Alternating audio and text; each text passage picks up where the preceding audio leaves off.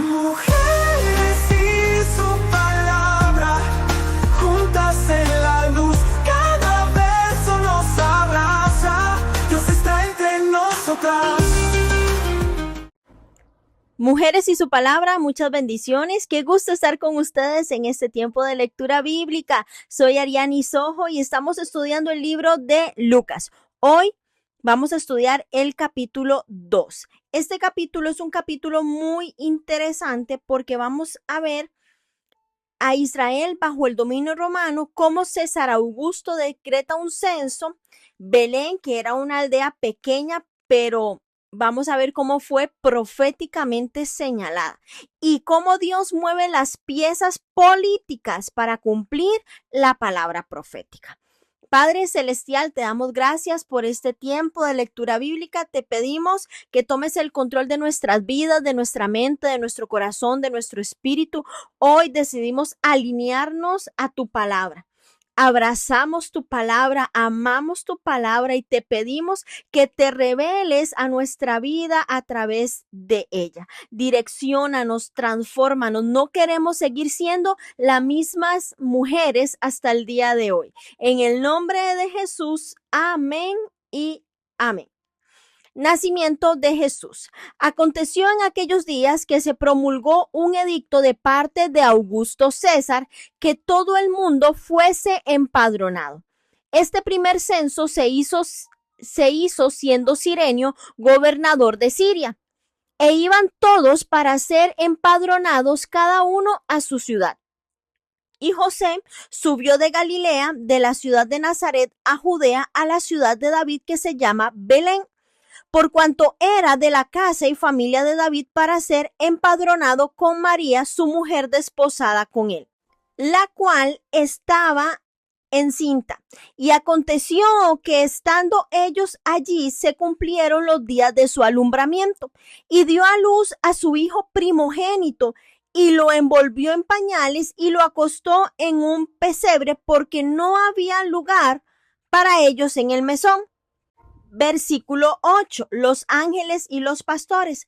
Había pastores en la misma región que velaban y guardaban las vigilias de la noche sobre su rebaño.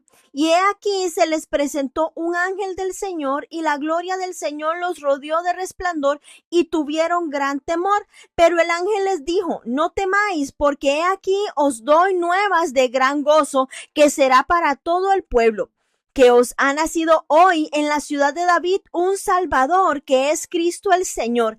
Esto os servirá de señal: hallaréis al niño envuelto en pañales, acostado en un pesebre. Y repentinamente apareció con el ángel una multitud de las huestes celestiales, que alababan a Dios y decían: gloria a Dios en las alturas, y en la tierra paz, buena voluntad para con los hombres. Y sucedió que cuando los ángeles se fueron de ellos al cielo, los pastores se dijeron unos a otros: pasemos pues hasta Belén y veamos esto que ha sucedido y que el Señor nos ha manifestado. Vinieron pues apresuradamente y hallaron a María y a José y al niño acostado en el pesebre, y al verlo dieron a conocer lo que les había dicho acerca del niño. Y todos los que oyeron se maravillaron de lo que los pastores les decían. Pero María guardaba todas estas cosas, meditándolas en su corazón. Y volvieron los pastores glorificando y alabando a Dios por todas las cosas que habían oído y visto, como se les había dicho. Versículo 21. Presentación de Jesús en el templo. Cumplidos los 8 días para circuncidar al niño, le pusieron por nombre Jesús, el cual le había sido puesto por el ángel antes de que fuese concebido. Y cuando se cumplieron los días de la purificación de ellos, conforme a la ley de Moisés, le trajeron a Jerusalén para presentarle al Señor, como está escrito en la ley del Señor: todo varón que abriere la matriz será llamado santo al Señor. Y para ofrecer, conforme a lo que se le dice en la ley del Señor, un par de tórtolas o 2 palominos. Y he aquí había en Jerusalén un hombre llamado Simeón, Y este hombre justo y piadoso esperaba la consolación de Israel, y el Espíritu Santo estaba sobre él. Y le había sido revelado por el Espíritu Santo que no vería la muerte antes de que viese al ungido del Señor. Y movido por el Espíritu vino al templo, y cuando los padres del niño Jesús lo trajeron al templo para hacer por él conforme al rito de la ley, él le tomó en sus brazos y bendijo a Dios diciendo: Ahora, Señor, despides a tu siervo en paz conforme a tu palabra, porque han visto mis ojos tu salvación, la cual has preparado en presencia de todos los pueblos, luz para revelación a los gentiles y gloria de tu pueblo Israel. Y José y su madre estaban maravillados de todo lo que decía él. Y los bendijo Simeón y dijo a su madre María: He aquí, este está puesto para caída y para levantamiento de muchos en Israel, y para señal que será contradicha, y una espada traspasará tu misma alma, para que sean revelados los pensamientos de muchos corazones. Y estaban allí Ana, profetisa, hija de Fanuel, de la tribu de Aser, de edad muy avanzada, pues había vivido con su marido 7 años desde su virginidad, y era viuda hacía 84 años y no se apartaba del templo, sirviendo de noche y de día con ayunos y oraciones. Estaba presentándose en la misma hora, daba gracias a Dios y hablaba del niño a todos los que esperaban la redención en Jerusalén. Versículo 39, el regreso a Nazaret. Después de haber cumplido con todo lo prescrito en la ley del Señor, volvieron a Galilea, a su ciudad de Nazaret, y el niño crecía y se fortalecía y se llenaba de sabiduría, y la gracia de Dios era sobre él. El niño Jesús en el templo, versículo 41. Iban sus padres todos los años a Jerusalén en la fiesta de la Pascua, y cuando tuvo 12 años subieron a Jerusalén conforme a la costumbre de la fiesta. Al regresar ellos, acababa la fiesta. Se quedó el niño Jesús en Jerusalén sin que lo supiesen José y su madre. Y pensando que estaba entre la compañía, anduvieron camino de un día y le buscaban entre los parientes y los conocidos, pero como no le hallaron, volvieron a Jerusalén buscándole. Y aconteció que 3 días después le hallaron en el templo, sentado en medio de los doctores de la ley, oyéndolos y preguntándoles. Y todos los que le oían se maravillaban de su inteligencia y de sus respuestas. Cuando le vieron, se sorprendieron, y le dijo a su madre: Hijo, ¿por qué nos has hecho así? He aquí tu padre y yo te hemos buscado con angustia. Entonces él le dijo: ¿por qué me buscáis? ¿No sabéis que en los negocios de mi padre me es necesario estar? Mas ellos no entendieron las palabras que les habló. Y descendió con ellos y volvió a Nazaret, y estaba sujeto a ellos, y su madre guardaba todas estas cosas en su corazón. Y Jesús crecía en sabiduría y en estatura, en gracia para con Dios y para con los hombres. Amén. Qué capítulo más extraordinario, mujeres. Y es que lo podemos ver pues de diferentes puntos de vista. Lo podemos ver desde el lado de María como madre. Lo podemos ver también a través de la adoración o a través de mujeres reformadoras. Hay muchas formas de ver este capítulo, pero vamos a examinar los primeros versículos. ¿Qué quiere hablar Dios a nuestro corazón a través de esto? Vemos cómo hay movimientos incómodos y hay alineaciones proféticas. José y María deben viajar desde Nazaret hasta Jerusalén, y María estaba en el último tiempo de embarazo. Este fue el viaje incómodo, fue un viaje largo y fue un viaje muy vulnerable. No todo movimiento incómodo es ataque, mujeres. Hay algunos que son alineación, y era necesario que ellos estuvieran en Belén. Si en este momento usted siente que está siendo movida de una zona cómoda, pregúntese: ¿será que Dios me está posicionando para dar a luz algo muchísimo mayor? En este tiempo había un gobernador. Veamos el contexto político, porque un decreto imperial activa una profecía interna. Un decreto natural hace que se movilice la palabra profética. César Augusto gobernaba el Imperio Romano desde el 27 a.C. hasta el 14 después de Cristo. Era el emperador que consolidó la llamada Pax Romana o la paz romana. Para Roma, el censo tenía fines de control tributario, de organización militar y de afianzamiento del poder.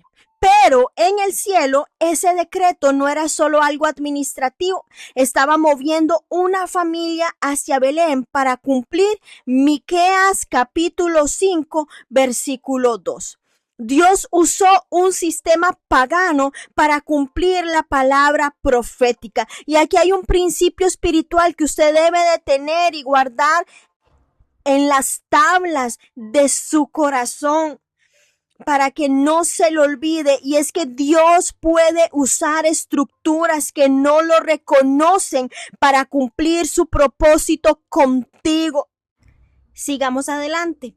José y María deben viajar desde Nazaret, Galilea, hasta Belén, Judea.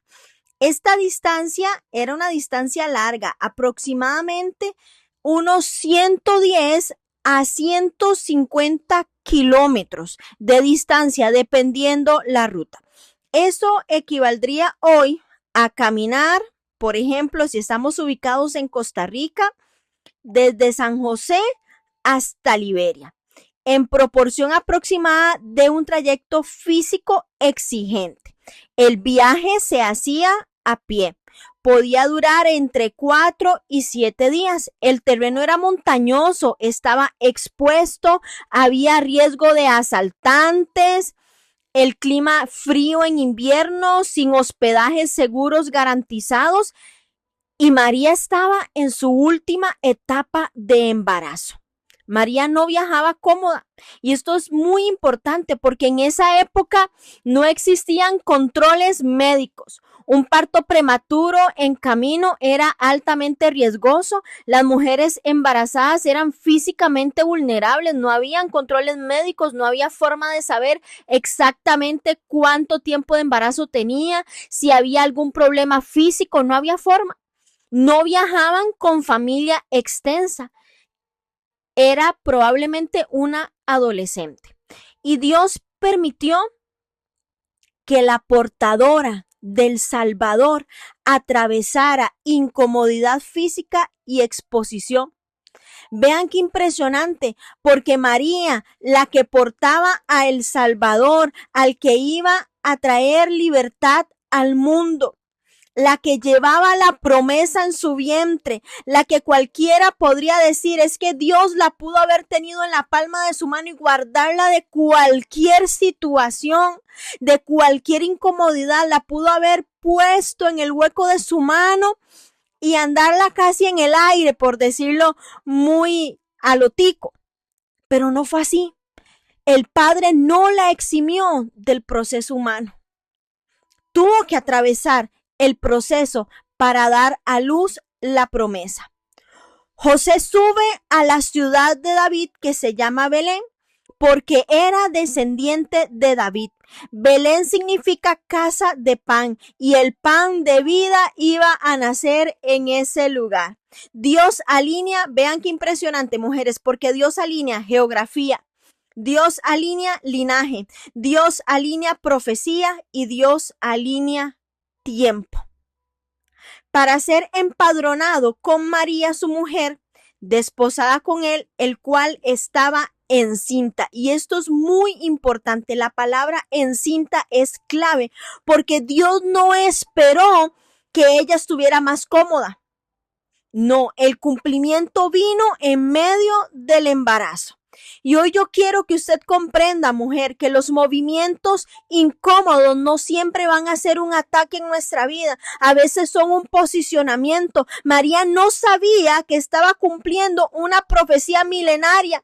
Ella solo estaba obedeciendo un decreto. Tú puedes estar obedeciendo algo simple hoy sin saber que estás entrando en la alineación profética, sin saber que estás marcando el futuro de tu generación. El propósito no elimina la vulnerabilidad. María era escogida. María era favorecida. María era portadora del Mesías y aún así vulnerable. Porque ser llamada no significa estar exenta del proceso. Ser llamada, ser escogida, ser favorecida, ser bienaventurada, no significa que vamos a estar exentas del proceso, de la incomodidad. Dios usó una autoridad imperfecta para cumplir su plan perfecto. César Augusto ni siquiera sabía que estaba sirviendo para el plan redentor, pero lo hizo. Y hoy en día Dios sigue moviendo las mismas piezas. Dios sigue usando a personas imperfectas, a sistemas imperfectos para cumplir el plan en este tiempo. ¿Saben algo, mujeres? Usted y yo estamos formando generaciones. Hay un movimiento reciente que te está incomodando. Hay un cambio que no entiendes. Hay un traslado emocional, familiar, ministerial, laboral que no comprendas. Puede ser que Dios te esté moviendo hacia tu Belén, porque no todo viaje es retroceso. No todo movimiento de ciudad es retroceso. No todo cambio familiar, no todo cambio físico, no todo cambio emocional es retroceso. Algunos son cumplimiento disfrazado. Algunos son el cumplimiento de la palabra profética que fue escrita años atrás. Y hoy el Señor te está diciendo a través de estos primeros 5 versículos: hija, no interpretes el movimiento como una pérdida. No interpretes el viaje como retroceso. Es que estoy alineando tu ubicación actual con mi promesa. Y aunque el trayecto sea largo, aunque la distancia haya sido larga, y aunque te sientes vulnerable, te estoy llevando al lugar donde nacerá lo que te prometí. Porque el lugar en el que estás no es cualquier lugar, es el lugar donde vas a dar a luz la promesa. Porque el viaje no es castigo, el viaje que has emprendido es posicionamiento, porque es ahí en ese lugar donde te voy a posicionar. Hoy quiero que entiendas, mujer, que tienes que darle gracias a Dios porque te está permitiendo caminar. Y aunque el trayecto es largo, Él fortalece tus piernas. Y aunque te sientas cansada, aunque te sientas vulnerable, recuerdas que en tu vientre estás cargando promesa. Solo tienes que pedirle al Padre que te enseñe a confiar cuando no entiendas el decreto, que te enseñe a obedecer cuando el camino es incierto, que te enseñe a creer aún más en cada paso porque te acerca al cumplimiento. La ruta que estás tomando exactamente no es la ruta del fracaso, es la ruta del cumplimiento. Y eso fue lo que sucedió con José y María. Llegaron al cumplimiento. Y casi con seguridad, el momento del nacimiento de Jesús no fue en diciembre, ya que los pastores guardaban las vigilias de la noche sobre su rebaño a la intemperie. En esa región, los meses que podían pasarse a la intemperie comenzaban ya en marzo, pero seguramente terminaban cerca de noviembre debido al clima. Lucas vemos que enfatiza aún más los humildes comienzos del Salvador al recordar el anuncio hecho a los pastores. En el siglo I se despreciaba a los pastores. ¿Por qué? Por sus estilos de vida. Algunos tenían la reputación de ser ladrones. Sin embargo, los ángeles anunciaron el nacimiento de Dios un Salvador que es Cristo el Señor a gente de baja condición. Salvador es el título más distintivo para Jesús en el libro de Lucas, mientras que en el libro de Hechos el que más prevalece es Señor. Las huestes celestiales presentaron una doxología como los componentes celestiales y terrenales, la gloria, que en griego es doxa, D-O-X-A, que es esplendor, que es brillo. Entonces dice que presentaron la gloria que pertenece a Dios, pero su buena voluntad, que en griego es eudoxias, E-U-D-O-X-A-S, que es favor, placer. Dice que su voluntad, su favor, su placer descansa sobre su pueblo. Estos hombres comunes, estos hombres extremadamente humildes, estos pastores se convirtieron en los primeros evangelistas que proclamaron el nacimiento del Salvador. Ellos dieron a conocer lo que se les había dicho acerca del niño, dice la palabra de Dios. ¿Y qué momento más impresionante tuvo que haber sido para los pastores? Imagínense cómo la gloria se le anuncia, cómo los ángeles aparecen a los pastores, cómo ellos que eran considerados socialmente simples, porque Dios no busca plataformas, y una vez más queda señalado, Dios no busca plataformas, Dios busca corazones dispuestos. Y aquí hay una enseñanza para nosotras, y es que la humildad trae revelación. Una mujer que permanece humilde puede recibir los anuncios celestiales, y este debe ser un clamor en nuestra vida, que permanezcamos humildes. María guarda y medita. María guardaba todas estas cosas, meditándolas en su corazón. Y estos versículos son claves porque la palabra guardar significa proteger, atesorar, preservar. Y hay palabras, que no se discuten, se incúan. María no explicó, María no debatió, María no publicó, María guardó. ¿Sabes, mujer? No expongas cada promesa. Algunas cosas se protegen hasta que maduran. Durante el alumbramiento, una mujer se volvía impura debido al flujo de sangre y las secreciones corporales asociadas con el nacimiento. Recordemos que en aquel tiempo no habían hospitales, no habían utensilios estériles, por lo cual eran más propensos a adquirir infecciones, a adquirir enfermedades. Entonces, nuestro Padre Celestial en la palabra establece rituales de purificación para preservar la vida. Y uno de ellos eran estos, que 8 días era el periodo establecido para preparar al niño y llevarlo a circuncidar, momento en el que la ciencia médica ha afirmado que los coagulantes alcanzan su máxima efectividad, lo que convierte ese día en el más seguro para un procedimiento quirúrgico menor.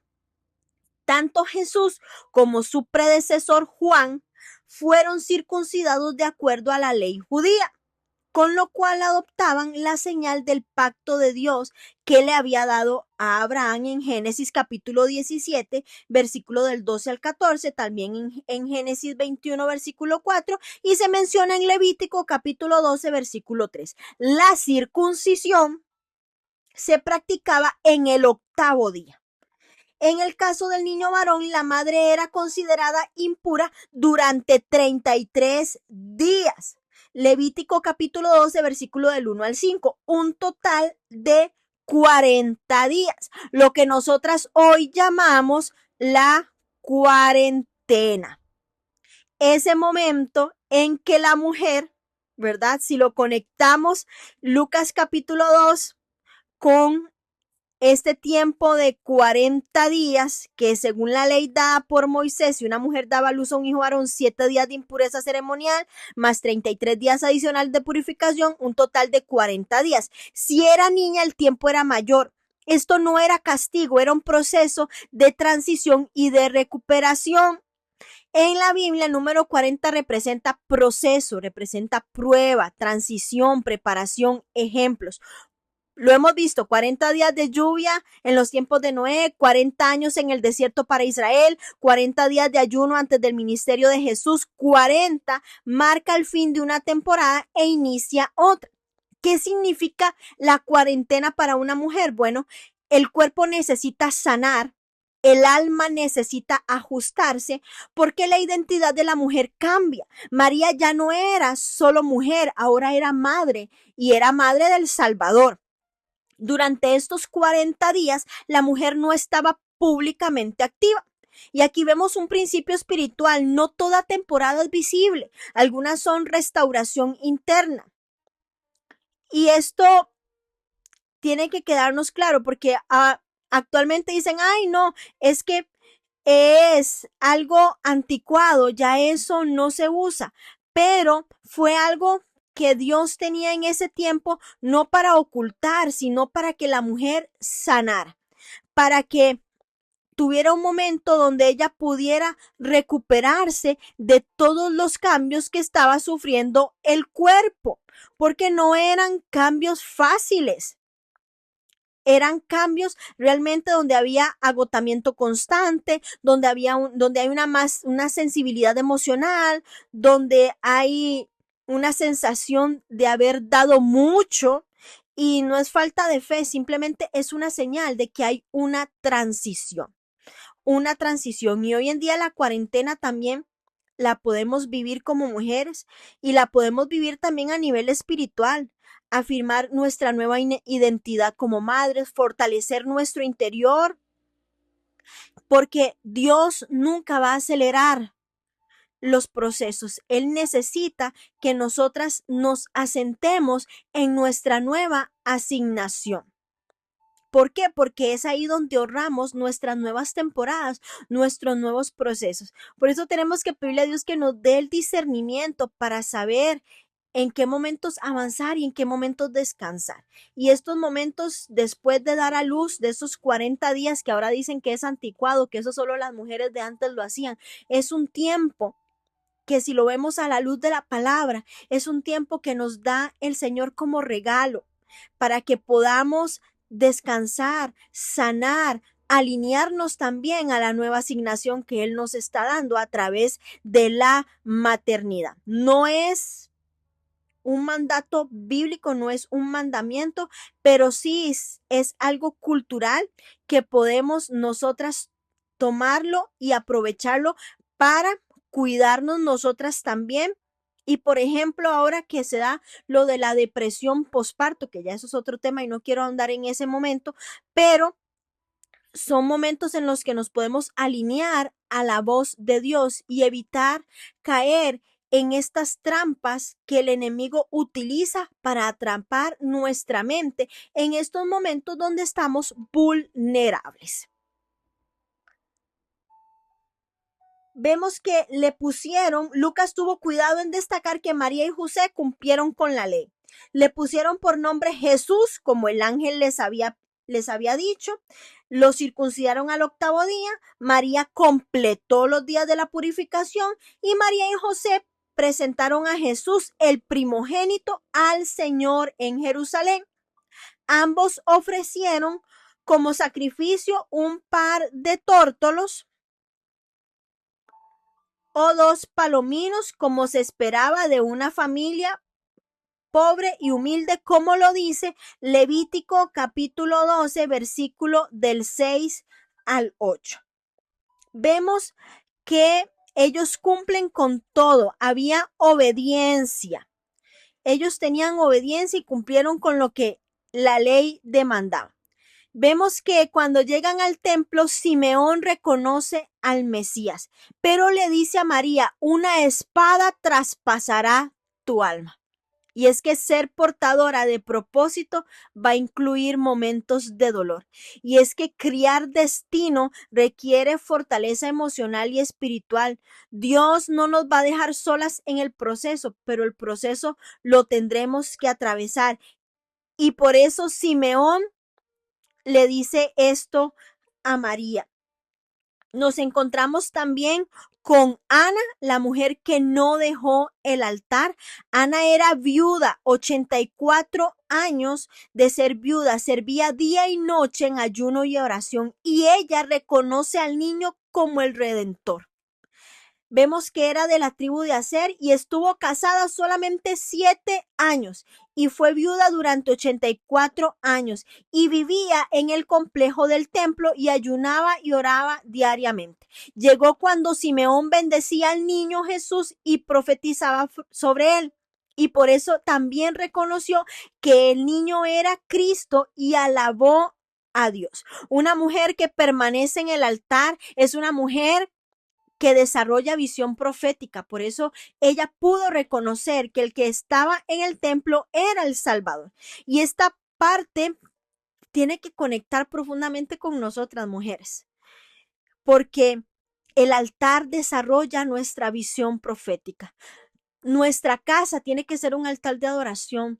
Nuestra vida tiene que ser un altar de adoración, porque de nuestra vida tiene que brotar adoración todos los días. Tenemos que ser adoradores en espíritu y en verdad. Y vemos cómo esta mujer descubre los tiempos perfectos de Dios y cómo los podemos descubrir nosotras ahora cuando somos sensibles a su espíritu y cuando obedecemos su voz. Esta anciana agradece a Dios por Jesús y habló de él con sus propias palabras de testimonio a todos los que esperaban la redención en Jerusalén. Las palabras de Simeón y de Ana separan a Jesús de Juan, al mostrar que el ministerio de Jesús estaba destinado a superar el de Juan. Simeón vio al niño Cristo y estuvo listo para morir. Ana lo vio y comenzó a dar testimonio a todos los que quisieran escuchar.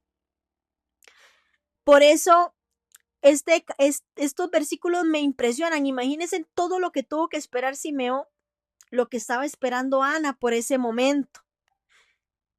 El incidente entre el niño Jesús y los eruditos líderes. Vemos que Jesús, ahora avanzamos a los 12 años.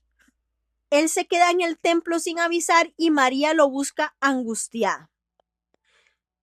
Este incidente solo Lucas lo registra y arroja luz sobre un acontecimiento en la vida de Jesús antes de que comenzara oficialmente su ministerio. Él sorprendió a los líderes religiosos preguntándoles sobre cuestiones profundas.